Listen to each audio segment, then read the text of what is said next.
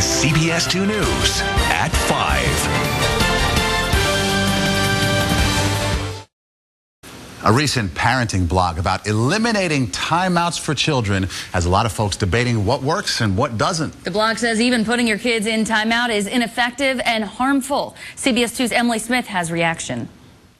When it comes to disciplining children, the timeout method seems to be a go-to strategy. But psychologist Dr. Stratyner says it isn't effective at all. They may temporarily resolve the situation, but they don't work, and actually they cause a lot of damage.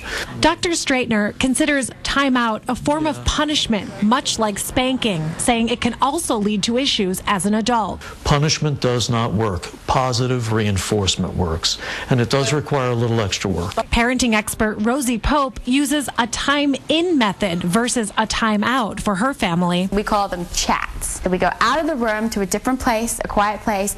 They have to look at us in the eye, and we talk about it. And it's really hard for the kids to look at you in the eye, but it means they're concentrating. Clinical psychologist Dr. Rachel Bussman isn't as quick to put a stop to the timeout method. When timeout is used appropriately and effectively, then it can be a very good strategy. But it is a complete removal of what's happening in the moment, and it's a break. So with all of the experts weighing in, we wanted to talk to the real experts. So we came to the playground to find the moms. I think timing out is better than like giving a spank. Absolutely. I think eventually we'll probably use it. Dr. Ezriel Cornell, who studies the brain, says the mind is so complex, it's impossible to choose a one-size-fits-all discipline. Since each one of us is different, you can't say specifically that for one child a timeout will work and for another child it won't.